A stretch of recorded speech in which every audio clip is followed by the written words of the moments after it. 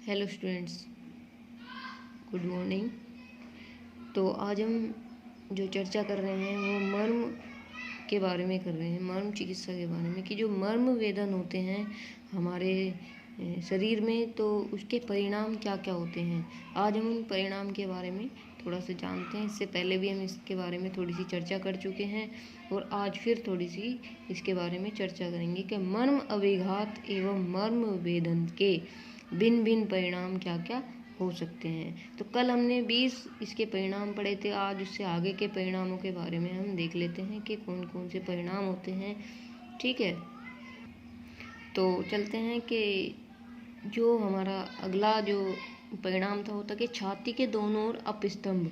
छाती जो होती है, छाती के दोनों ओर हमारे अपस्तंभ मर्म होते हैं।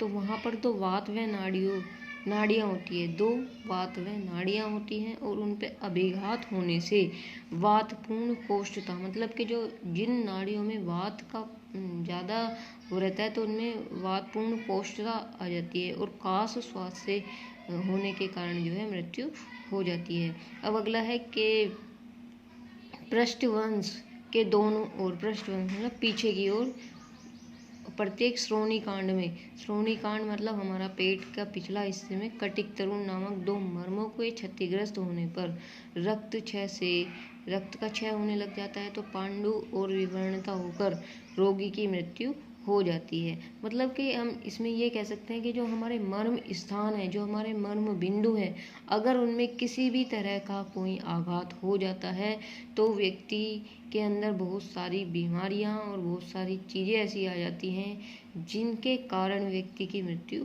हो जाती है। ठीक है, तो ये हमारे मर्म जो बिंदु होते हैं बहुत नाजुक होते हैं, इसलिए हमें अगर इनकी चिकित्सा करनी होती है तो बहुत सावधानी पूर्वक हमें चिकित्सा इनकी करनी चाहिए। इन पे ज़्यादा प्रेशर नहीं देना चाहिए, इनके आसपास ही हमें प्रेशर से कार्य करना चाहिए। ठीक है, अगला चलते हैं कि पृष्ठवंश के दोनों जघन के बहिर्भाग में ककुंदर नामक दो मर्मों पर आघात से शरीर में अधोभाग में स्पर्श ज्ञान का अभाव, मतलब अधोभाग में स्पर्श, जो हमारा आधा भाग है शरीर का उसमें स्पर्श जो महसूस होता है हमें वो होना बंद हो जाता है और वो आधा शरीर जो है गति करने में असमर्थता उसमें होने लगती है। अब चलते हैं कि श्रोणी कांड से ऊर्ध्व भाग में आस्यों को आच्छादित करने वाले और पार्श्व भागों को जोड़ने वाले नितंब नामक दो मर्मों पर आघात से शरीर के अधोभाग में शोष और दुर्बलता होकर मृत्यु हो जाती है। जब हमारे इन दो भागों में, नितंब में जो दो मर्म हैं हमारे, इनमें अगर किसी भी तरह का आघात हो जाता है तो शरीर में दुर्बलता आ जाती है और जब दुर्बलता आ जाएगी तो व्यक्ति की मृत्यु निश्चित हो जाती है। ठीक है, अब चलते हैं कि अधकाया के दोनों पार्श्वों को जघन पार्श्व के मध्य तिरछी रेखा में जोड़ने के स्थान से ऊर्ध्व भाग में पार्श्व संधि नामक मर्म पर आघात से रक्तपूर्ण कोष्ठता होकर मृत्यु हो जाती है। चलते हैं अब आगे कि पृष्ठवंश के दोनों ओर स्तनमूल नामक मर्म के स्थान पर बृहति नामक मर्म होता है कि इस पर आघात से रक्त स्राव अधिक होने के कारण उपद्रव्यों से मृत्यु हो जाती है। पीठ पर पृष्ठवंश के दोनों त्रिक से संबंधित अंशफलक नामक मर्म जो होते हैं, मर्मों पर आघात से भुजाओं में शून्यपन हो जाता है। जो ये हमारे पीठ पर जो पृष्ठवंश अंशफलक नामक जो हमारे मर्म होते हैं, इन पर आघात करने से भुजाओं में शून्यपन आ जाता है, शून्य हो जाते हैं हमारे हाथ और शोष उत्पन्न हो जाता है। बाहु के ऊपर की ओर ग्रीवा के मध्य अंशपीठ और स्कंद को बांधने वाले अंश नामक दो मर्मों पर आघात से बहुस्तब्धता आ जाती है। बाहु के ऊपर और ग्रीवा के मध्य में अंशपीठ और स्कंद को बांधने वाले अंश में, मतलब कि जो अंश नामक मर्म होता है उसमें किसी भी तरह का आघात लगने से जो है बाहु स्तब्धता आ जाती है, मतलब कि हमारे हाथ जो हैं वो कार्य करना बंद कर देते हैं। अब आगे चलते हैं कि कंठ नाड़ी के दोनों ओर चार धमनियाँ, दो नीला दो मन्या हैं, उनके जो है क्षतिग्रस्त होने से मुक्ता स्वर वैकृत और रस ग्रहिता आदि लक्षण होने लग जाते हैं।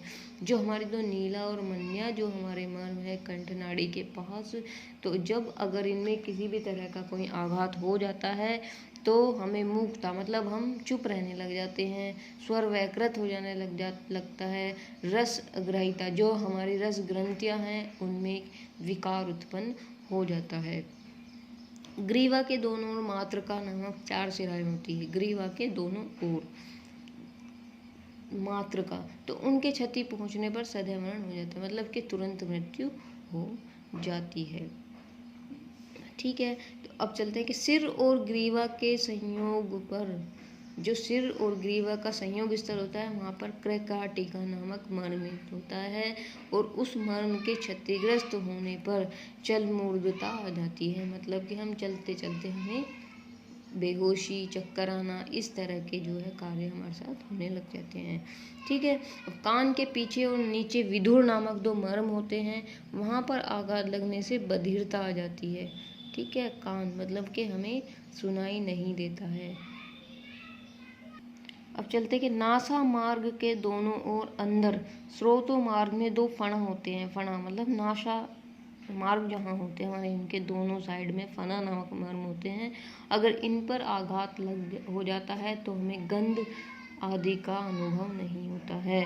भौं के अंत में आंखों के नीचे बाहर की ओर अपांग नामक मर्म पर अभिघात होने से दृष्टि उपघात हो जाता है, कि अगर भौं के अंत में भौं आँख के ऊपर हमारे कुछ आघात हो जाता है उस मर्म पे, तो हमें दृष्टि आंधिया आदि का उपघात होने लग जाता है। ठीक है, भौं के पुच्छांत भाग से ऊपर कान और ललाट के मध्य शंख नामक मर्म पर आघात से तुरंत मृत्यु हो जाती है।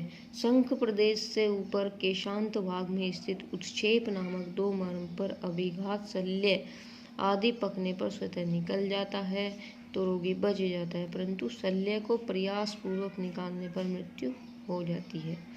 ठीक है, अब चलते हैं कि भौहों के मध्य स्थपनी, भौहों के मध्य में स्थपनी होती है, उस पर अभिघात करने से हमारे लक्षण जो होते हैं उत्क्षेप मर्माघात सदृश होने लग जाते हैं।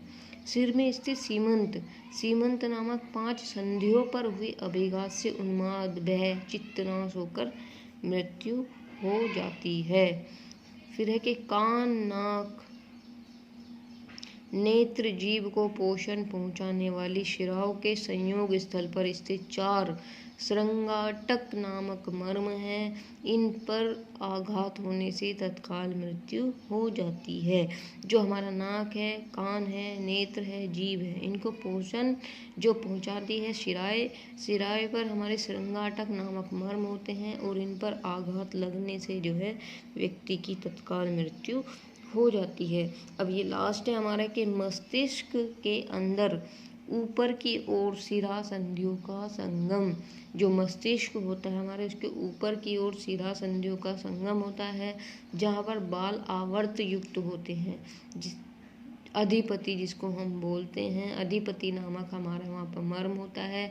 अगर वहाँ पर आघात हो जाता है, उस मर्म बिंदु पर आघात हो जाता है, तो वहाँ पर व्यक्ति की तुरंत ही मृत्यु हो जाती है। ठीक है, तो ये थे हमारे कुछ परिणाम, जो मर्म स्थान जो होते हैं, हमारे मर्म बिंदु जो होते हैं, इन पर अगर हम किसी तरह का कोई आघात लगता है, किसी तरह का कोई आघात होता है, कोई चोट लगती है, तो व्यक्ति के शरीर में बहुत ज़्यादा नुकसान हो जाता है, व्यक्ति की मृत्यु तक हो जाती है। तो इन मर्म बिंदुओं पर अगर किसी भी तरह से दबाव दिया जाता है तो बहुत सावधानी पूर्वक हमें इसकी चिकित्सा करनी चाहिए।